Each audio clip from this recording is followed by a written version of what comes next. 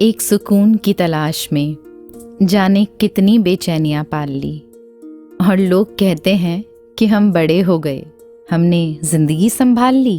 अरे वाह, आज शायरी हो रही है। जी, आज मिजाज कुछ ऐसा ही है शायरी का। जी, तो फिर ये शेर सुनकर मुझे भी कुछ याद आया। इरशाद इरशाद।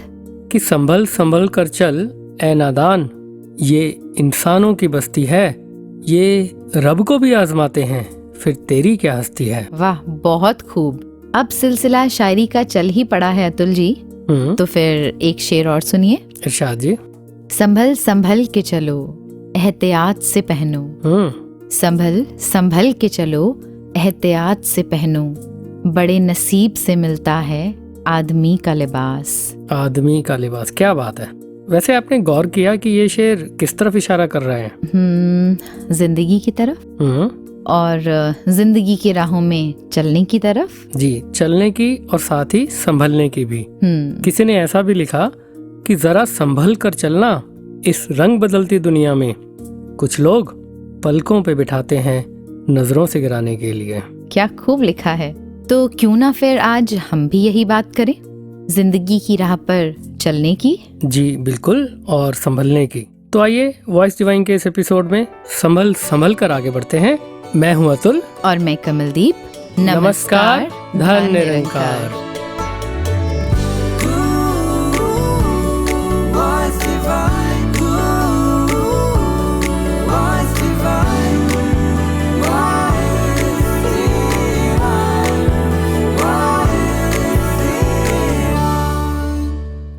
अतुल जी, आपको याद होगा हमने बचपन में अक्सर वो चुटकुला सुना और सुनाया है। एक आदमी जब घर से निकलता है तो उसे घर के सामने केले का छिलका पड़ा हुआ नजर आता है और वो रुक कर कहता है, ओहो, आज फिर फिसलना पड़ेगा। मतलब संभलने की चॉइस है, लेकिन फिर भी फिसलने का ही सोचा जा रहा है। देखिए, तो जोक से पार्ट, फिसलना तो हमेशा ही नुकसानदायक होता है। कुछ 2 साल पहले ही मैं स्टेज से उतर रहा था और हाथ में कुछ सामान भी था, मोबाइल्स भी थे।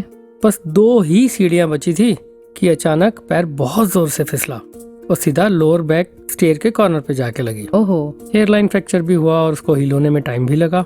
लेकिन एक बहुत बड़ा लेसन ये मिला कि जरा सा भी फोकस अगर डाइवर्ट हो जाए, बस वो नैनो सेकंड्स की बात होती है, तो कितना ज्यादा नुकसान हो सकता है। कि हर मोमेंट कितना संभल कर चलने की जरूरत है। वो कहते हैं ना कि सावधानी हटी और दुर्घटना घटी। बिल्कुल, अगर हम संभल कर ना चलें तो गहरी चोट लग सकती है। और जब बात जिंदगी की हो तो ये चोट सिर्फ शरीर की हो ये जरूरी तो नहीं। अगर संभल कर ना चला जाए तो कुछ घाव मन के भी लगते हैं, कभी अपने मन को तो कभी दूसरों के मन को। जी, इसीलिए संभल कर चलना तो लाजमी है। बिल्कुल, और एक गलत कदम जिंदगी की डायरेक्शन ही बदल सकता है। और कहीं अगर पाँव किसी ऊंची जगह से फिसल जाए तो नुकसान तो बहुत ज्यादा हो सकता है। लाइफ में भी तो ऐसा ही होता है ना, कि जब हम ऊंचाई की तरफ बढ़ रहे होते हैं, कुछ अचीव कर लेते हैं लाइफ में, कुछ सक्सेस आती है या उसके प्रोसेस में भी होते हैं, तो फिर संभल कर चलना बहुत जरूरी हो जाता है। क्योंकि जरा सा भी मान या अभिमान आ गया, चाहे वो सूक्ष्म ही क्यों ना हो, तो बहुत नुकसान उठाना पड़ सकता है। एग्जैक्टली। फिर बात दुनियावी तरक्कियों की हो, हमारी सक्सेस की हो या फिर हमारी स्पिरिचुअल ग्रोथ की, अगर मन में भाव अभिमान का या गुरूर का आ जाए तो फिर ढलान पर ले ही आता है। जी, दुनियावी कामयाबी कितनी ही बड़ी क्यों ना हो, हमेशा तो नहीं रहती। आज किसी का नाम है तो कल किसी और का होगा। आज जो मेरी पोजीशन है वो कल किसी और को मिल जाएगी। एब्सोल्युटली। वैसे ही जब स्पिरिचुअलिटी में हम ऐसा भाव ले आते हैं मान का या अभिमान का, तो फिर स्पिरिचुअलिटी का जो एसेंस है ना, यानी जो इसका सार है, स्टेट ऑफ ब्लिस, आनंद की अवस्था, वो ही नहीं रहती। जी, क्योंकि जहाँ मैं और मेरी रहते हैं वहाँ तू का होना पॉसिबल ही नहीं। वाह। और जहाँ तू नहीं वहाँ फिर आनंद कैसा। क्या बात है। घमंड में हस्तियाँ और तूफान में कश्तियाँ अक्सर डूब जाया करती हैं जनाब। क्या बात है। यहाँ मुझे वो पंक्तियाँ भी याद आ रही हैं जो एक बार सदगुरु बाबा हरदेव सिंह जी महाराज ने फरमाई। गलत फहमियों के किस्से इस कदर दिलचस्प हैं, गलत फहमियों के किस्से इस कदर दिलचस्प हैं कि हर ईंट सोचती है दीवार उसी पर टिकी है। क्या बात है। वैसे ही जैसे छिपकली को लगता है कि शायद छत उसने संभाल कर रखी हुई है। और मुझे भी याद आ रहा है कि सतगुरु बाबा हरदेव सिंह जी अक्सर हमें समझाते थे कि जब कोई झुका हुआ होता है तो समझ ले कि ऊंचाई पर जा रहा है, क्योंकि जैसे हम पहाड़ चढ़ते हैं तो झुककर चढ़ने में आसानी होती है। बिल्कुल। और अगर कहीं कमर अकड़ी है तो मतलब हम उतराई की तरफ बढ़ रहे हैं। पहाड़ पर या ऊंचाई पर झुक के चलना यानी हम्बल रहना ही वास्तव में संभलना होता है। ट्रू। और संपूर्ण हरदेव वाणी में ये भी तो दर्ज है कि वो कैसे गिर सकता है जो नम्रता अपनाएगा, निश्चित है उसका गिरना जो खुद को बड़ा बताएगा। रावण जैसे अभिमानी के हिस्से गिरना आया था, प्रभु भक्ति को दास भाव से हनुमान ने पाया था। प्रभु भक्ति को दास भाव से हनुमान ने पाया था। तो चलिए गुरमत के इन्हीं भावों को श्रवण करते हैं पावन पवित्र हरदेव वाणी के इस शब्द के साथ। संत वचन को मन से सुनना, कर्म से सदा सुनाना है। संत वचन को मन से सुनना, कर्म से सदा सुनाना है। फूलों की मानंद महकना, फूलों की मानंद महकना, औरों को महकाना है, औरों को महकाना है। संत वचन को मन से सुनना, कर्म से सदा सुनाना है। संत वचन को मन से सुनना, कर्म से सदा सुनाना है।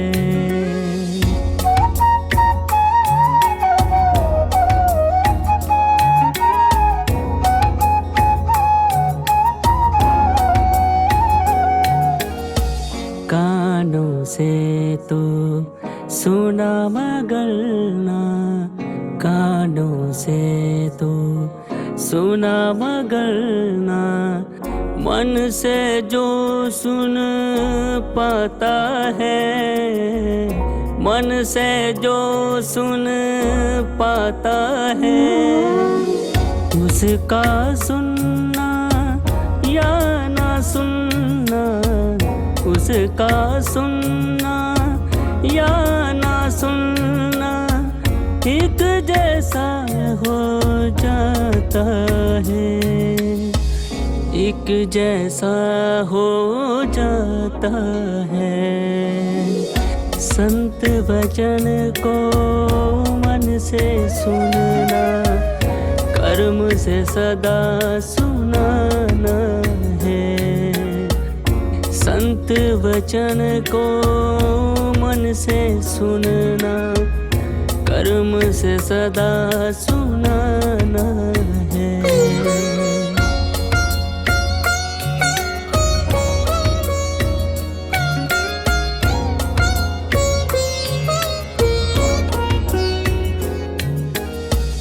वचन को मन से सुनने वाला, वचन को मन से सुनने वाला, धारण कुछ कर पाएगा, धारण कुछ कर पाएगा। संतों वाले गुणों से भी वो, संतों वाले गुणों से भी वो निश्चित ही भर जाएगा, निश्चित ही भर जाएगा।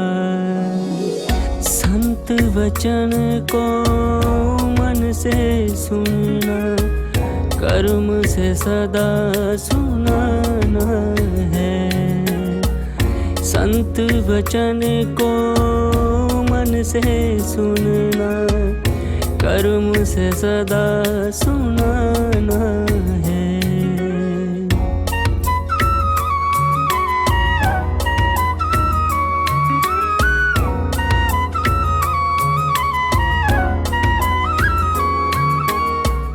रसना से बोले न बोले, रसना से बोले न बोले, कर्म बोलता जिसका है, कर्म बोलता जिसका है।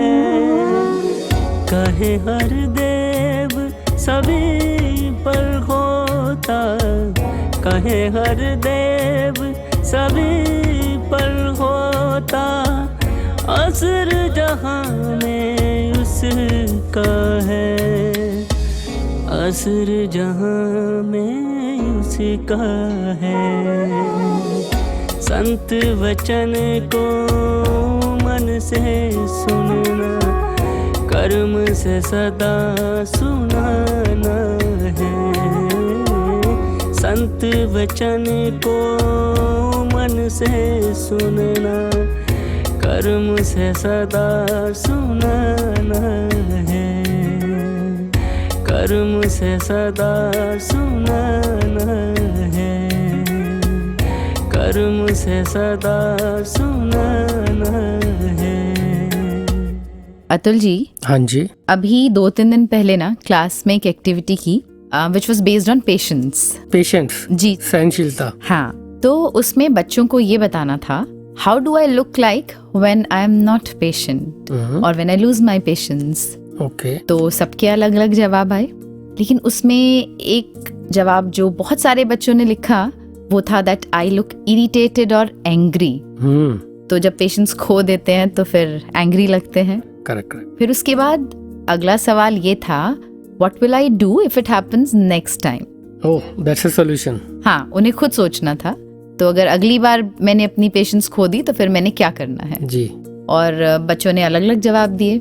किसी ने लिखा कि मैं 1 से 10 तक काउंटिंग करूंगा, किसी ने लिखा कि वॉक करके अपने आप को शांत करूंगा, किसी ने कहा म्यूजिक सुनेंगे। That's smart. हाँ, और मुझे ये सुनकर लग रहा था कि उन छोटे बच्चों को भी इतनी समझ है कि जब गुस्सा आए तो उसे कैसे शांत किया जा सकता है।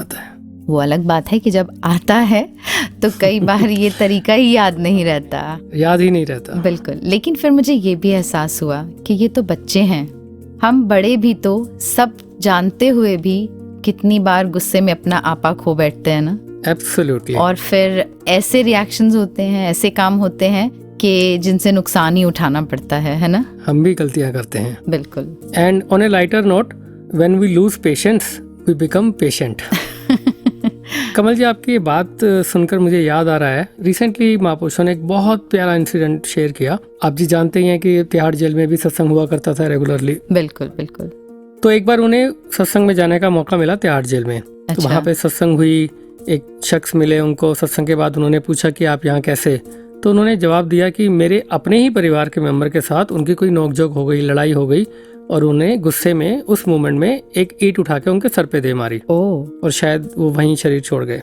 तो उनको ये रियलाइजेशन थी कि अगर मैं उस समय अपना गुस्सा कंट्रोल कर लिया होता और ऐसा स्टेप नहीं लेता तो शायद मेरा जो इतना वैल्यूएबल जीवन जो आज जेल में वेस्ट हो रहा है वो इस तरह से वेस्ट नहीं होता। बिल्कुल। मुझे तो सुनकर ही ऐसा लग रहा है कि गुस्सा तो वो सिर्फ एक पल का था ना, लेकिन कितने साल उसकी वजह से उन्हें उस कैद में निकालने पड़े। वो एक ऐसी लाइफ कि जिसको हम इमेजिन भी करते हैं तो डर लगता है। तो अगर उस एक पल में ही वो उस गुस्से को कंट्रोल कर लेते तो लाइफ की डायरेक्शन बदल सकती है। And he realized the difference between people who are outside and inside was only that anger moment. That's it. बिल्कुल। ये सुनकर मुझे याद आ रहा है वो शेर जो सतगुरु बाबा जी अक्सर दोहराते थे जी। ये जब्र भी देखा है तारीख की नजरों ने, लम्हों ने खता की थी, सदियों ने सजा पाई। क्या बात है। जब हम गुस्से में होते हैं उस वक्त संभलना बहुत जरूरी है, वरना सिर्फ कुछ पल जो उस गुस्से में हम बिताते हैं उनमें ऐसे नुकसान हो जाते हैं जिनकी कभी भरपाई हो ही नहीं सकती। करेक्ट। हम अक्सर अखबार में पढ़ते हैं ना, वो रोड रेज के किस्से, जब सड़क पर गाड़ियों की वजह से 2 लोगों में झगड़ा होता है और कई बार तो जान भी चली जाती है। जी जी जी। और अगर वही 2 पल अपने आप को कंट्रोल कर लिया जाए, समझा लिया जाए, तो इन बातों से बचा जा सकता है। जी, और चलती हुई गाड़ियों में रोड रेज के साथ साथ इवन खड़े हुए भी हम देखते हैं अपने आस पड़ोस में कि पार्किंग इश्यूज की वजह से भी कितने आजकल झगड़े होने लगे हैं। बिल्कुल। और कभी कभी ऐसा भी होता है कि एक पल का ना संभलना ही जिंदगी ले जाता है। जैसे अभी कुछ दिन पहले ही अखबार में पढ़ा कि एक न्यूज आई हुई थी कि 4-5 यंगस्टर जब पार्टी करके आ रहे थे और जो गाड़ी चला रहा था उसका जस्ट फ्रैक्शन ऑफ सेकंड के लिए ध्यान भटका, उसने म्यूजिक चेंज करना चाहा और इतनी देर में उस गाड़ी का बहुत भयंकर एक्सीडेंट हो गया। जी, पढ़ा मैंने। What a tragic incident it was. एहसास हो रहा है कि जिंदगी में हर पल, हर मोड़ पर संभल कर चलना कितना जरूरी है। जी। चलिए अब इसी से जुड़ा हुआ एक अनुभव सुनते हैं आदरणीय सिमरन जी से, जो कि गुरुग्राम से हैं।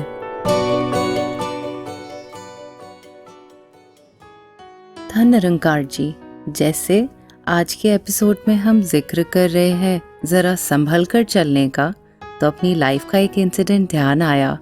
My husband stays in different country and I'm planning to join him and I have applied for visa और मैंने सारे documents भी submit कर दिए and it's been so long लेकिन still visa is awaited.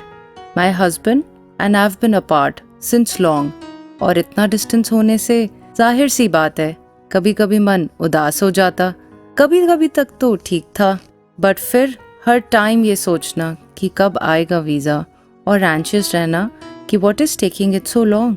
इसी एहसास में हर वक्त रहना शायद ठीक नहीं था, पर मुझे पता ही नहीं चला कि ऐसा कब हो गया that my day was beginning with same thought and ending with the same question.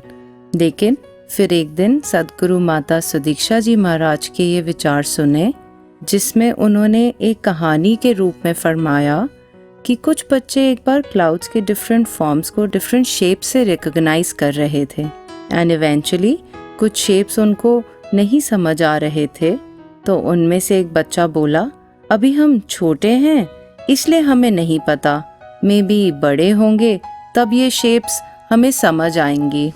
This story nudged me very strongly कि हम बड़े हर वक्त हर सवाल का जवाब क्यों ढूंढने में लगे रहते हैं। और हजूर ने भी हाल ही में फरमाया that it is important to live in the moment. कहीं ऐसा ना हो इन सवाल जवाब की उलझनों में जिंदगी रेत सी फिसल जाए। तो इस बात से संभलना कि कहीं सिचुएशन हम पर हावी ना हो जाए।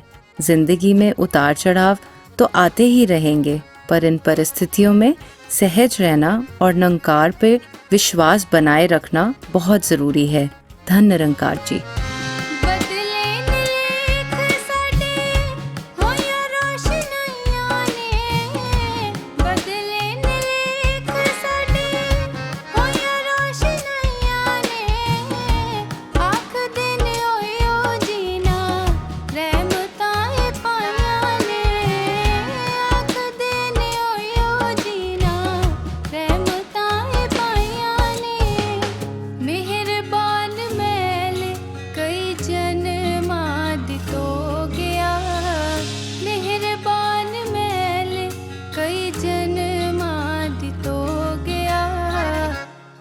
नहीं सी मुल जीदा लगदा हो गया, कख नहीं सी मुल जीदा लगदा हो गया।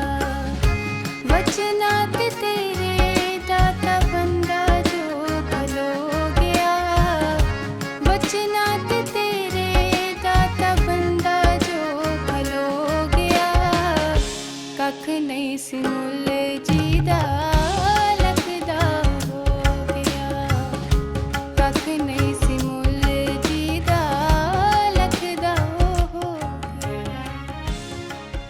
अतुल जी, इंसान की आमतौर पे फितरत होती है कि जब वो कोई महंगी चीज लेने जाता है तो बड़े ध्यान से बहुत संभल कर डील करता है जी। जैसे अगर मुझे कोई प्रॉपर्टी लेनी है तो उसके पेपर्स अच्छे से चेक किए जाते हैं, उस पर कोई टैक्स ड्यू तो नहीं है वो देखा जाता है।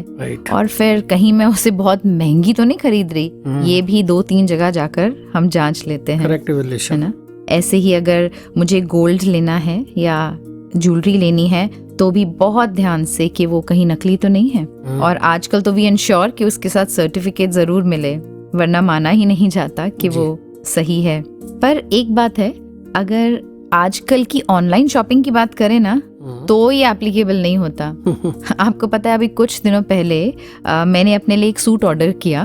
अब वो जो साइट पर दिख रहा था तो मुझे बहुत पसंद आया, उसका कलर, उसका पैटर्न था, उसका डिजाइन था, लेकिन जब वो एक्चुअल में घर आया तो it was completely different and I was so shocked कि इतने दिल से वो चीज़ मंगाई थी लेकिन वो बिल्कुल फर्क। तो ऐसा अक्सर होता है कि जो हम ऑर्डर कर रहे हैं वो दिख कुछ रही है, लेकिन जब आती है तो कभी वो क्वालिटी में अलग होती है, कभी वो फंक्शनैलिटी में भी अलग होती है ना। कमल जी, मेरे को ऐसा लग रहा है कि सेम इंसानों के लिए भी एप्लीकेबल होता है। अगर कोई बाहर से पोर्ट्रे करे कि बहुत अच्छा है पर अंदर से वैसा ना निकले और हमें पता लग जाए तो हमें कितना दुख होता है, राइट।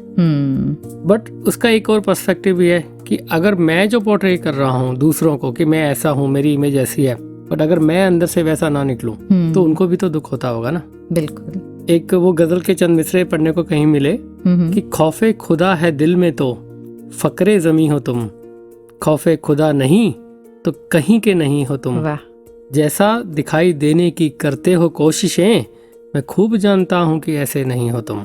क्या बात। और ऐसा ही एक बहुत रेलेवेंट इंसिडेंट भी मुझे याद आ रहा है कि लास्ट ईयर सदगुरु का एक वेलकम प्रोग्राम था और हमारे यूनिट की सेवा दल में ड्यूटी लगी हुई थी। ओके। और मेरी ड्यूटी उस पॉइंट पर थी जहाँ महात्मा नमस्कार करके वापस मुड़ते हैं।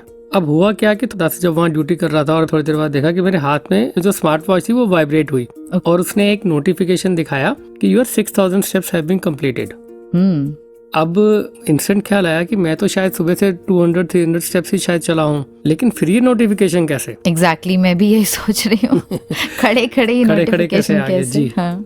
तो फिर ध्यान आया कि जब मैं वो सेवा कर रहा था और मैं अपने आर्म को, अपने हाथों को बार बार हिला रहा था कि महापुरुषों चलते रहो चलते रहो चलते रहो, तो वो जो आर्म मूवमेंट थी ना उसको वॉच ने हर एक स्टेप लिया और करीब 1 घंटे बाद उसने दिखा दिया कि your target has been achieved. ऐसा भी होता है? जी बिल्कुल।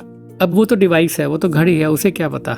लेकिन फिर ये रियलाइजेशन आई कि वो डिवाइस तो गलत दिखा सकता है, शायद दिखाए कि मेरा टारगेट अचीव हो गया है, बट अंदर से I know my self, I know कि मैं कुछ भी नहीं चला हूँ तो उसका फायदा मेरी हेल्थ पे तो कुछ भी नहीं होगा।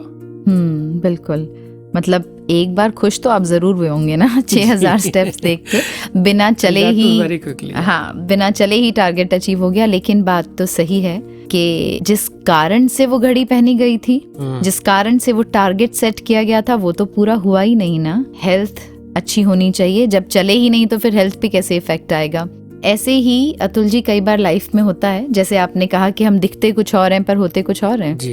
अब चाहे मैं कितनी ही कोशिश क्यों ना कर लूं पोर्ट्रे करने की या ऐसा दिखने की जो मैं नहीं हूं, पर सच बात तो ये है, जब तक वो क्वालिटीज मेरे अंदर आएंगी ही नहीं, जब तक वो भाव मेरे जीवन में उतरेगा ही नहीं, तब तक मैं स्पिरिचुअलिटी का जो एसेंस है, आनंद की अवस्था, वो तो प्राप्त कर ही नहीं पाऊंगी जी। वो जो ज्ञान है, वो जो चेतना है, वो जो कॉन्शियसनेस है, वो मुझे याद कराती रहती है कि नहीं, अभी जो अचीव करना है वो अचीव नहीं हुआ, या जो मैं दिखा रहा हूँ दुनिया को मैं उससे बहुत अलग हूँ।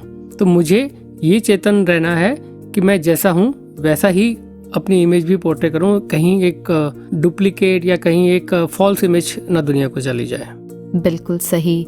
ऐसा होता है कई बार, टेंडेंसी होती है इंसानों की शायद कि मैंने देखा है बच्चों में भी होता है ना कि चीटिंग करके आगे पहुंचने की आदत। अब वो चीटिंग करके मार्क्स तो आ गए, लेकिन जो पर्पस था लर्निंग का वो तो पूरा हुआ ही नहीं। करेक्ट। और जब ये डुअल पर्सनैलिटी रहती है तो ऑफ कोर्स मैं जो ब्लिस है, जो आनंद है, जो सदगुरु ने मुझे बख्शा है, मैं उस पे ना तो चल पाऊंगा उस ज्ञान पे और ना ही उस ब्लिस का आनंद ले पाऊंगा। ये सुनकर याद आया कि वो एग्जाम्पल जो बाबा जी अक्सर दिया करते थे कि कोलू के बैल की तरह जो दिन रात चल रहा है पर पहुंचा कहीं भी नहीं, जहाँ था अभी भी वहीं का वहीं है। हर चलना पहुंचना नहीं होता, इसीलिए संभलने की बहुत जरूरत है। तो चलते चलते अब सुनते हैं एक भक्ति भरा गीत। दिया है तूने नफीस तोहफा कदर करें हम, हमें कदर दे दिया है तूने। नफीस तोहफा कदर करें हम, हमें कदर दे। समझ सके हम तुझे खुदाया, हमारी नजरों को वो नजर दे दिया है तूने। नफीस तोहफा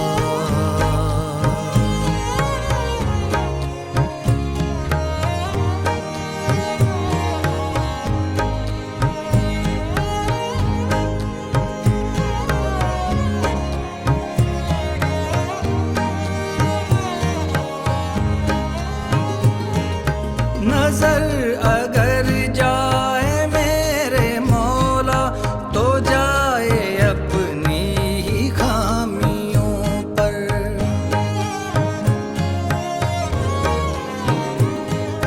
नजर अगर जाए मेरे मौला तो जाए अपनी ही खामियों पर। ना अब गुणों पर निगाह डालें, तेरे सरोवर के हंस होकर चुने हमेशा गुणों के मोती। तू ऐसा परवरदिगार वर दे दिया है तूने। नफीस तोहफा कदर करें हम, हमें कदर दे दिया है तूने। नफीस तोहफा। अब बढ़ते हैं अपने अगले सेगमेंट पैनल डिस्कशन की तरफ। पैनल डिस्कशन में जहां आज है हमारे साथ आदरणीय नवीन कामरा जी। नवीन जी, आप जी का स्टूडियो में बहुत बहुत स्वागत है जी। धन्यकार जी। धन्यकार जी। नवीन जी, जैसे गुरसिक को बहुत संभल के अपनी भक्ति में कदम रखना होता है, ऐसे ही जब इस भक्ति की राह पर चल रहे होता है कोई एक गुरसिक, तो उसको किन किन बातों का ध्यान रखना चाहिए? जी अतुल जी, जैसे कि आप संभल के चलने की बात या ध्यान से चलने की बात को कह रहे हैं जी, तो गुरसिक के तो जीवन का मूल मंत्र ही है संभल के चलना। क्या बात है। क्योंकि उसको जो ये ज्ञान मिला है, जिसमें उसको रहने के लिए कहा गया है, गुरु मर्यादा में रहने के लिए कहा गया है, तो ये तो सिर्फ है ही इसलिए कि उसको देखना है कि जो गुरु मर्यादाएं रखी गई हैं तो मैं गुरु मर्यादा में चल रहा हूँ कि नहीं चल रहा हूँ जी। तो जब दास इस पे ऐसे ही सोच रहा था तो अवतारवाणी का वो जो शब्द है, उसकी वो जो लाइन है कि अपनी गल दा पैरा देंदे जो भी बोलन चालन जी, कि भाई जो मैं बोल रहा हूँ, जो मैं कह रहा हूँ, तो मैं पहरा भी दूँ क्या बात कि मैं वैसा हूँ भी सही। वाह। मुझे याद आती है अपने ही जीवन से एक घटना के दास एक जगह जॉब किया करता था। तो बहुत साल पहले की बात है कि उस कंपनी की कुछ फाइनेंशियल कंडीशंस अच्छी नहीं चल रही थी, तो सैलरी भी नहीं मिल रही थी, सैलरी भी रुक रुक के आ रही थी। तो एक फ़ोन दास की टेबल पे आया, इंटरकॉम था दूसरे डिपार्टमेंट से। तो ऐसे ही उसने जैसे बहुत ही कैजुअल पूछते हैं, तो उसने मेरे से पूछा कि क्या हाल चाल है। तो बस मैं तो अंदर से भरा हुआ था और मैं शुरू हो गया कि भाई कुछ ठीक नहीं चल रहा, सैलरी भी नहीं मिल रही है, पता नहीं कैसे होएगा कैसे नहीं होएगा, समझ ही नहीं आ रहा। अभी मैं अपनी बात को पूरा करता जो साथ वाली कैबिन से, शायद वहाँ मेरी आवाज़ चली गई ये वाली, तो वहाँ से निकल के जो मेरे उधर इमीडिएट बॉस भी थे तो वो निकल के आ गए। अच्छा। तो उन्होंने कहा कि आप फ़ोन रखो और मेरे कैबिन में आओ। तो मैंने फटाफट फ़ोन रखा और मैं डर भी गया। तो मैं भाग के उनके कैबिन में गया, वो बैठे थे। तो उन्होंने कहा कि ये क्या बात कर रहे हो आप, ये कैसे शब्द यूज़ कर रहे हो, ये आपके शब्द नहीं है, गुरु वाले हो आप। हाँ। संगत जाते हो, सेवा पे जाते हो और यहाँ सबको पता है ये बात। अगर ये समय ऐसा आ भी गया है तो क्या हो गया। तो अंदर से तो मुझे ऐसे लग रहा है कि आपने बहुत समय से संगत करी नहीं है। तो मैंने उनसे माफ़ी मांगी। कह रहे बच्चे अपने शब्दों पे बड़ा ध्यान रखना है, क्या बात है, संभल के शब्दों का यूज़ करना है। अगर ये समय आ भी गया तो क्या हो गया, तो ये समय भी निकल ही जाएगा। तो आपको बड़ा ध्यान रखना है बच्चे, जब आपने संसार में विचरना है। हो सकता है कि मैं अपना दावा तो पेश कर रहा हूँ कि मैं गुरु वाला हूँ, मैं ज्ञान लिया हुआ है, मैं संगत में जाता हूँ, लेकिन पता तब चलता है जब परिस्थितियाँ मेरे अनुकूल नहीं होती हैं। उस समय कहीं ऐसा तो नहीं है कि कहीं मेरे शब्द चेंज हो रहे हैं, तो वो बड़ा संभल के मेरे को रखना है अपने शब्दों को। तो एक बात तो मुझे ये ध्यान आ रही थी कि जो मैं बोल रहा हूँ तो मैं उस पर कितना पहरा दे रहा हूँ, ये मुझे देख के चलना। तो भक्त हमेशा चेतन रहता है और बोलों के साथ भी चेतन रहता है। जी हाँ, उसको बड़ा ध्यान, क्योंकि अक्सर जो मन के भाव हैं वो बोलों से ही पता लगता है कि मेरे मन के भाव कैसे हैं, मेरी अवस्था अंदर से कैसी है, वो मेरे बोलों से ही पता लगता है जी। तो बोलते वक्त भी मेरे को संसार में इस बात का ध्यान रखना है कि मैं सिर्फ सत्संग में ही ना बोलूं ऐसे कि भाई बड़ी कृपा है, बड़ी रहमत है। जब मैं संसार में भी विचर रहा हूँ तो आई शुड मीन इट। क्या बात। तो वो वाली लाइन याद आती है मेरे को, सतगुरु माते ने जब इस बात को कहा कि अब तो मैंने ये भी कहने से थोड़ा सा गुरेज करनी है कि सच्चे पातशाह कृपा करेगा। जी जी जी। अब मुझे कहना है कि सच्चे पातशाह कृपा कर रहा है। क्या बात है। ये भी ध्यान रखना है कि मुझे ये कृपा जो हो रहा है ये इसकी कृपा ही है। बहुत सुंदर भाव, इनफैक्ट जीवन को एक दिशा देने वाले भाव हैं ये। एक बात बस जहन में आ रही है महापुरुषों के, कभी कभी जब हम अपनी दुनियावी रोल्स और रिस्पॉन्सिबिलिटीज़ निभा रहे होते हैं, खासकर जहाँ भी हम जॉब करते हैं या हमारा बिजनेस प्लेस है, तो कभी कभी परिस्थितियाँ ऐसी आ जाती हैं जहाँ हमें ये तय करना होता है कि वहाँ हम कौन सी राह चुने। वो राह चुने जो हमें दुनिया की बातों की तरफ लेकर जाती है, या वो राह चुने कि जो हमने संगत से सीखी है, जो गुरु मर्यादा में है। कभी कभी वो डायलेमा वाली सिचुएशन आ जाती है, तो उस परिस्थिति में गुरसिख को क्या करना चाहिए? जी, वैसे तो हम सब अभी कहते हैं कि अभी तो नाव मझधार में हम सब इसी नाव में हैं, लेकिन फिर भी जो दास ने एक्सपीरियंस किया है, ऐसा जरूर होता है कि कई बार वो वाली सिचुएशंस बनती हैं कि जो एक राह ऐसी लग रही होती है कि मैं अगर इस पर चला भी जाऊंगा तो हो सकता है कि अभी का लाभ मेरे को मिल जाएगा, लेकिन उसके आने वाले नुकसान का पता मुझे सत्संग से या मुझे इस ज्ञान से लगता है। तो ये वाली जो चेतना है ये मुझे ज्ञान से मिलती है। ऐसी बात करते करते आपसे एक और बात ये ध्यान में आ गई कि दास की मिसिस हैं, उन्होंने एक बार एक कंपनी को ज्वाइन किया। तो जब उन्होंने वहाँ पे कुछ प्रोसेसेस को ठीक करने का उनको लगा कि मेरे को ड्यूटी मिली है, तो उसमें उनको पता लगा कि अगर यहाँ पर एक सॉफ्टवेयर को इंट्रोड्यूस किया जाए तो इस कंपनी के प्रोसेस में कुछ पैसों की बचत की जा सकती है। तो उन्होंने अपने जो उनके सीनियर थे उनसे बात करी कि भाई मैं अगर एक सॉफ्टवेयर में ऐसा सोचती हूँ कि भाई यहाँ पे डाला जाए। उनका बिल्कुल बहुत अच्छी बात है, आप करो इसको, देखते हैं कि क्या निकल के आता है। तो उन्होंने उसको कोशिश करी, आईटी डिपार्टमेंट के साथ बैठ के उन्होंने अपना माइंड शेयर किया कि मतलब व्हाट शी वांट। तो उन्होंने कहा कि ठीक है, बन जाएगा, बहुत अच्छा सॉफ्टवेयर है। तो धीरे धीरे सबको पता लगने लगा भाई ये चीज़ आने वाली है। तो जब वो लॉन्च होने का उनका ध्यान था कि मैं इस समय पे इसको लॉन्च करूँ, तो उसके कुछ समय बाद ही शायद अप्रेजल्स ड्यू थे, तो किसी ने आकर उनको ऑफिस में से ही कहा कि अभी तो रुक जाओ, अभी लॉन्च मत करो, तो आप थोड़ा रुक जाओगे तो आपका फायदा हो जाएगा। अच्छा। तो इनका मन जो था वो परेशान हो गया। इन्होंने कहा कि ये तो मेरे गुरु की सीख नहीं है कि company should not get into the losses for long. अगर ये मैं आज लॉन्च कर भी दूंगी तो मेरा कुछ फायदा होगा या नहीं होगा। तो हम दोनों ने जब बात की तो हमने कहा नहीं, ये तो सिखलाई नहीं है। तो इन्होंने उसको उसी समय पे लॉन्च किया जो इनका ध्यान था, और वो लॉन्च भी हुआ और सबने अप्रिशिएट भी किया। तो अप्रेजल जो होने थे वही हुए, अलग नहीं हुए। तो ये समझ में आती है बात कि आपको दूसरा भी बता रहा होता है कई बार आके कि ये जिस राह पे आप जा रहे हो ये आपके फायदे की राह नहीं है। तो आप अगर थोड़ा सा इधर आ जाओगे तो आपका फायदा हो जाएगा। लेकिन गुरसिख उसमें भी संभलता है, तो सिर्फ अपना ही फायदा गुरसिख नहीं देखता है, वो देखता है कि कहीं और मेरे इस छोटे से फायदे से कोई बड़ा किसी और का नुकसान हो रहा है, तो वो वहाँ भी बहुत संभल के चल रहा होता है। Beautiful. Naveen ji, thank you very much for sharing your valuable thoughts. जी, आपका बहुत बहुत शुक्रिया। धन्यवाद जी। धन्यवाद जी। वचनात तेरे दाता बंदा जो खलो गया, वचनात तेरे दाता बंदा जो खलो गया, कख नहीं सी मुल्ले जीदा लगदा हो गया, कख नहीं सी मुल्ले जीदा लगदा हो गया, वचनात तेरे दाता बंदा जो खलो गया, वचनात तेरे दाता बंदा जो खलो गया, कख नहीं सी मुल्ले जीदा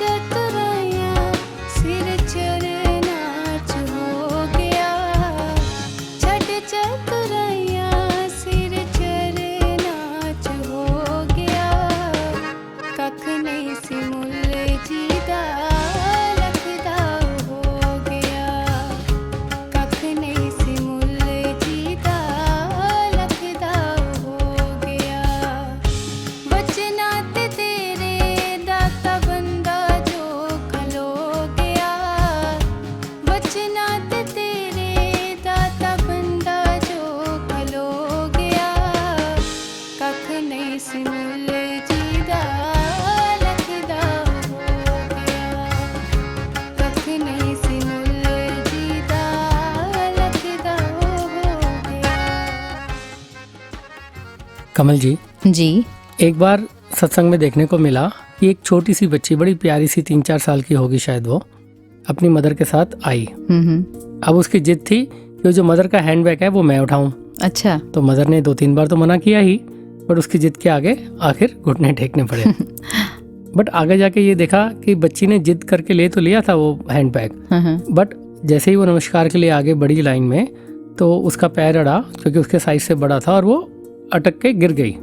तो मदर ने फिर उसको भी संभाला और हैंडबैग भी संभाला। तो ये नज़ारा देख के, हालांकि बहुत क्यूट सा नज़ारा था, बट ध्यान यही आया कि कहीं मैं भी तो निरंकार के साथ ऐसा ही नहीं कर रहा हूँ। जो मेरी मांग होती है, वो मांग कहीं ना कहीं फिर जिद में बदल जाती है, और फिर पूरी ज़िंदगी वही मेरी हसरतें, मेरी ख्वाहिशें, और यही सब चलता रहता है। So true. कितनी प्यारी सी बात है, लेकिन इसमें कितना गहरा भाव छिपा है ना। ये तो निरंकार को पता है कि जो मांग रहे हैं, अगर दे दिया तो इससे संभाला जाएगा या नहीं, और फिर ये भी कहीं उसके बोझ से हम खुद भी संभल पाएंगे कि नहीं, कहीं हम भी उस बच्ची की तरह डगमगा कर गिर ही ना पड़े। आप सोचें, हमारी ज़िंदगी में होती तो ज़रूरतें हैं, पर वो ज़रूरतें कब बड़ी बड़ी ख्वाहिशें बन जाती हैं, और फिर ना पूरे होने वाले अरमान, ये पता ही नहीं चलता। ये शेर भी कहीं पढ़ा, हर रात सारी ख्वाहिशों को खुद से पहले सुला देता हूँ, मगर रोज़ सुबह ये मुझसे पहले जाग जाती हैं। क्या बात है। अब ये तो निरंकार को पता है हमारी अवस्था क्या है, कितना संभाल पाएंगे, कब संभाल पाएंगे, और कैसे इस सब में खुद संभले रहेंगे। जी, और कभी कभी ख्वाहिशों में पूरी जिंदगी ही निकल जाती है, और फिर पता लगता है कि वक्त तो बचा ही नहीं। शायर ने क्या खूब कहा कि हमें हर वक्त ये एहसास दामनगीर रहता है, पड़े हैं ढेर सारे काम और मोहलत जरा सी है। तो मोहलत तो बस जरा सी है ना, जिंदगी वाकई बहुत छोटी है। इसका मतलब ये भी है कि बहुत जल्दी संभलना होगा, वरना जिंदगी का अंतिम पड़ाव कहीं वो ना आ जाए। तो यहाँ से फिर वही बात याद आती है, वक्त रहते संभल जाओ, वक्त रहते संभल जाओ, वक्त ने संभाला तो बहुत दिक्कत होगी। जी, वो विवेक शौक जी का भी शेर, मजा तब है विवेक अपनी जवानी में सुधर जाएं, बुढ़ापे में सुधर जाना तो कोई मुश्किल नहीं होता। वाह वाह वाह वाह। तो फिर अब वक्त रहते ही बढ़ते हैं अपने अगले सेगमेंट की तरफ, जो है रंगमंच से। जी।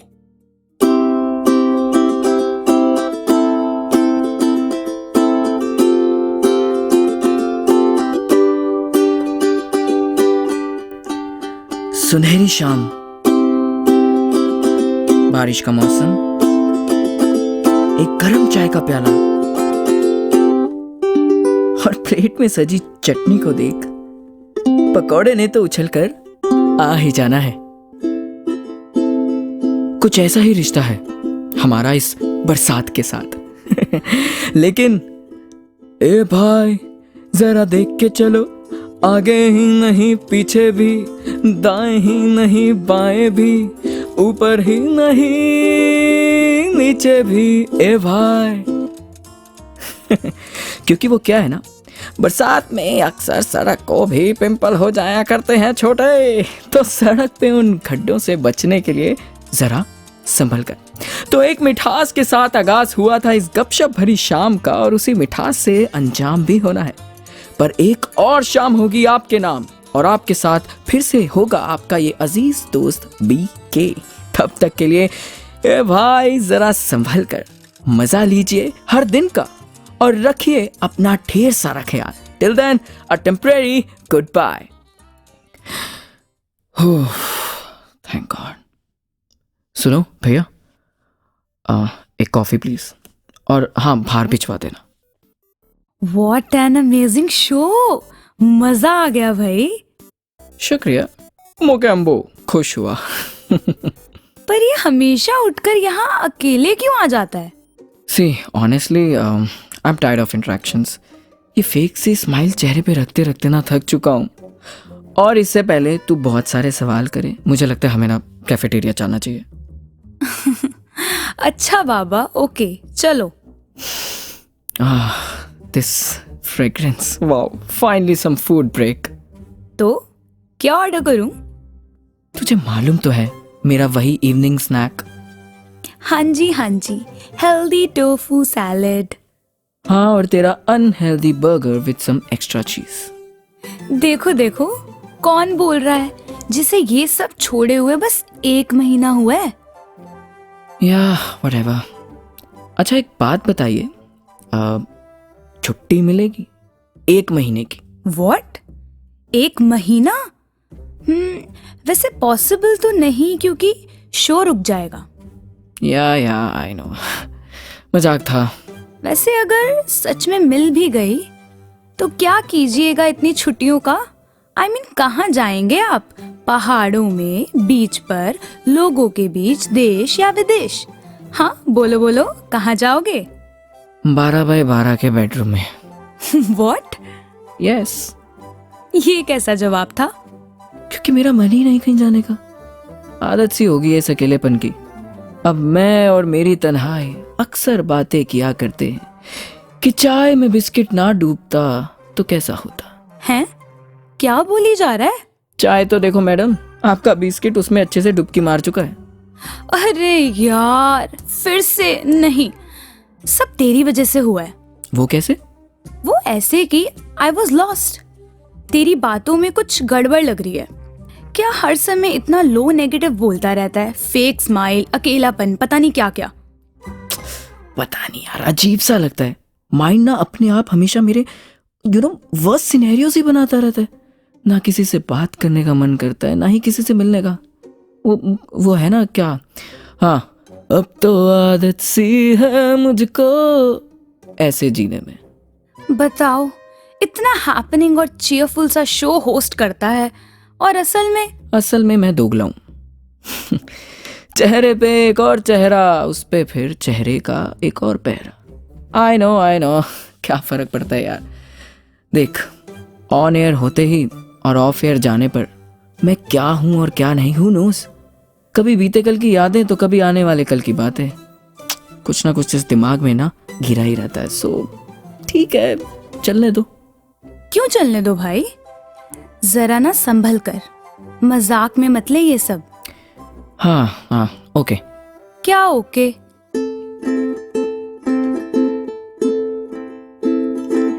ए भाई जरा देख के चलो, बाहर ही नहीं अंदर भी, दिमाग से ही नहीं दिल से भी, बातों से ही नहीं सोच से भी।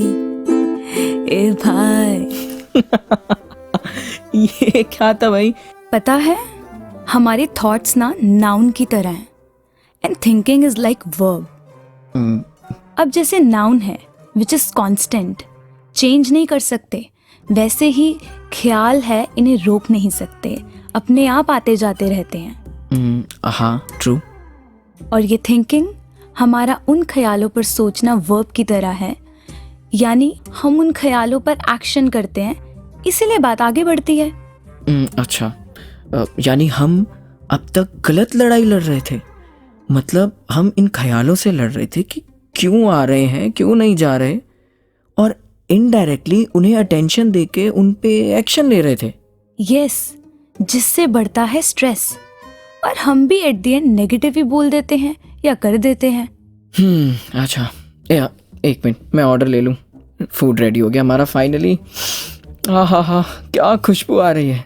वैसे तुझे छोले भटूरे से कितना लगाव है?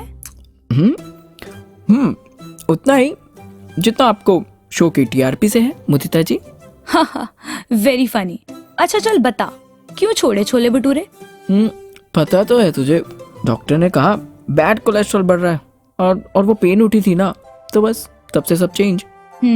तो हम अपनी बॉडी को ठीक रखने के लिए खाना भी चेंज करते हैं। ऑब्वियसली।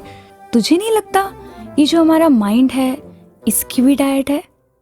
क्या मतलब हम क्या देखते हैं, क्या सुनते हैं, क्या पढ़ते हैं या फिर क्या बोलते हैं, उसका असर हमारे माइंड पर होता है। ठीक वैसे ही जैसे गलत खाने पर फिजिकल पेन हो सकती है, तो गलत बात से या गलत कंटेंट से मेंटल स्ट्रेस हो सकता है। अच्छा, ये कुछ अब मेरे को ना मतलब अलर्टिंग सा लग रहा है। Yes it is. ऐसे ही खुद को लेके पिटी फील करते रहना, नेगेटिव बोलते रहना, इससे हमारे माइंड को कब विक्टिम बन जाने की आदत हो जाती है पता ही नहीं चलता। Wait oh my God, I mean I just realised कि ऐसे तो फिर मैंने ना जाने कितनी बार खुद को कहीं ऐसे ही गलत बोला, राइट? आई मीन उन नेगेटिव नाउन्स को यानी थॉट्स को इम्पोर्टेंस दे दी।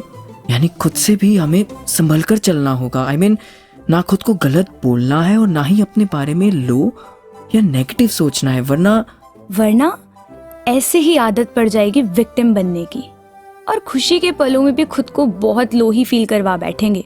ओह गॉड, वाह, क्या कर रहा था यार मैं। 1 महीने का वरना भी ऑफ लेकर ना मैं घर ही बैठने वाला था, लेकिन ओके बस अब और नहीं। हे भाई, अरे रे रे रे रे,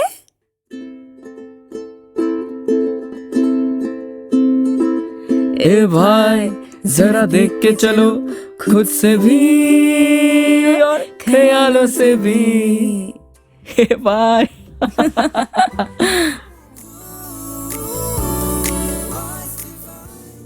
अतुल जी, आपको एक मजेदार बात सुनाती हूँ। जी बिल्कुल। कुछ साल पहले हम स्नोफॉल देखने के लिए शिमला गए। Oh wow.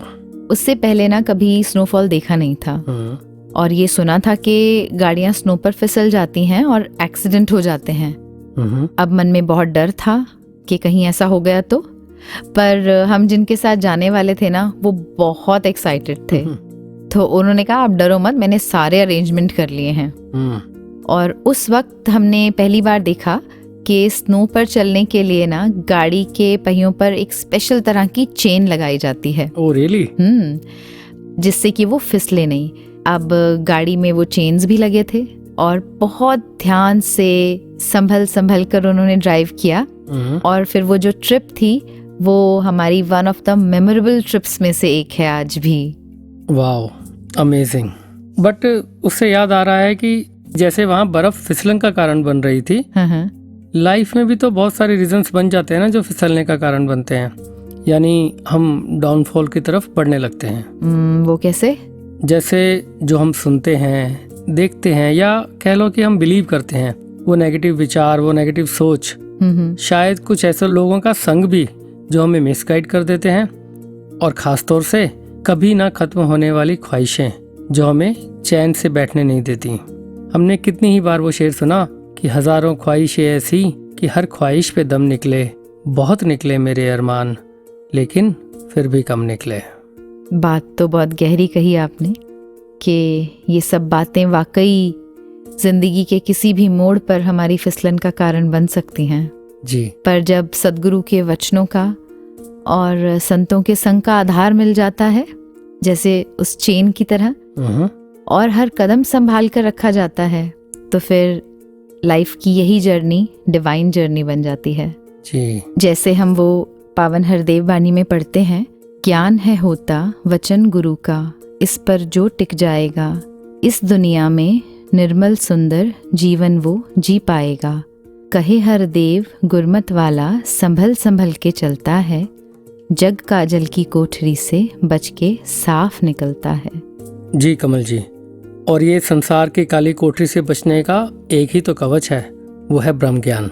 अगर इस ब्रह्म ज्ञान को, गुरु के वचनों को सही मायनों में एक गुरसिक धारण कर लेता है, तभी वो खुद भी संभल कर चलता है और जीवन में दूसरों के संभलने का भी कारण बनता है। और ये आज की बात नहीं है, इस युग की बात नहीं है, युगों युगों से सद्गुरु के वचन ही, सद्गुरु के आदेश ही हमें हमेशा संभालते आए हैं और सबका कल्याण करते आए हैं। तो चलिए चलते चलते अपने श्रोताओं को जोड़े चलते हैं उन पावन पवित्र वचनों के साथ जो आज तक हमें कदम कदम पर संभाल रहे हैं। आइए जुड़े सद्गुरु संदेश के साथ, और इसी के साथ हमें दीजिए इजाजत। नमस्कार, धन निरंकार।